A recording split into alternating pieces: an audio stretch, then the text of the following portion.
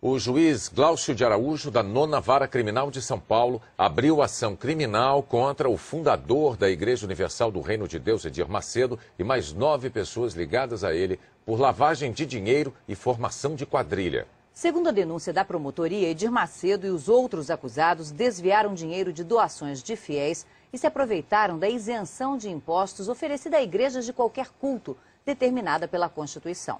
Depois de 2 anos de investigação, o Ministério Público e a Justiça entenderam que houve desvio de finalidade.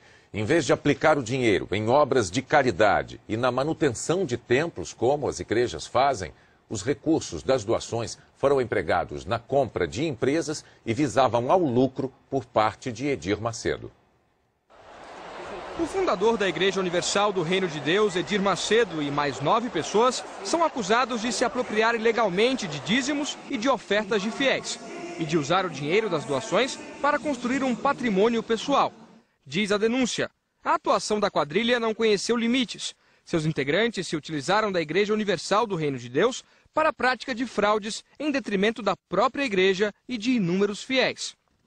A acusação mostrou o exemplo de gente que se sentiu enganada e recorreu à justiça para ter o dinheiro de volta, como Gilmosa dos Santos, que viu a filha vender utensílios domésticos e até a cama onde dormia para dar dinheiro à igreja, diante da promessa de recompensa em dobro. Maria Moreira de Pinho, que entregou cerca de R$30 mil em 10 anos, acreditando que o dinheiro seria empregado em obras de caridade, o que não aconteceu.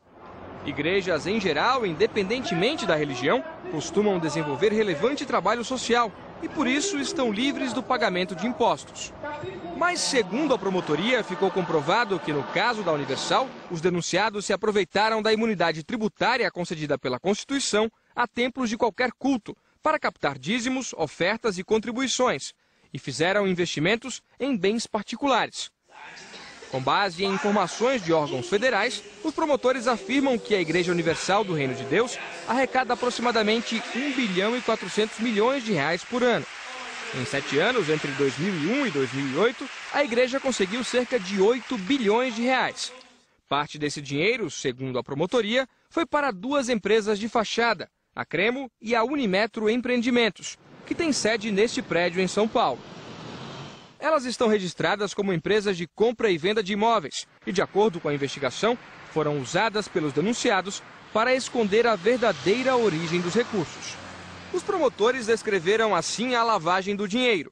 Em vez de aplicar os recursos em obras sociais, o dinheiro isento de impostos era desviado para outra finalidade. As doações dos fiéis eram repassadas para a Unimetro e para a Cremo, que, por sua vez, mandavam para 2 empresas fora do Brasil, a Invest Holding e a Cable Invest. Elas têm sede em paraísos fiscais e, segundo a denúncia, também são controladas pelo grupo acusado. O dinheiro voltava ao Brasil na forma de empréstimos a pessoas físicas ligadas a Edir Macedo e era então aplicado na compra de aeronaves, imóveis e empresas de comunicação, como emissoras da Rede Record. Foi com empréstimos da Invest Holding e da Cable Invest que, de acordo com os promotores, membros da igreja compraram a TV Record do Rio de Janeiro por $20 milhões em 1992.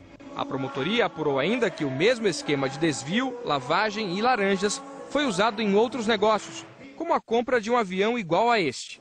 E, segundo o Ministério Público, o esquema também foi empregado para dissimular a origem do dinheiro na aquisição da TV Record de Itajaí. Um dos acionistas da televisão declarou aos promotores que a compra foi feita com dinheiro de fiéis. E são muitos. Segundo a denúncia, 32 anos depois da fundação, a igreja está presente em 172 países. Tem mais de 4 mil templos no Brasil e 8 milhões de fiéis que seguem quase 10 mil pastores. Levantamento da Folha de São Paulo, publicado em dezembro de 2007, mostra que a igreja construiu um império, formado por rádios, emissoras de TV, jornais e gráficas. E, segundo a reportagem, algumas empresas são do próprio Edir Macedo.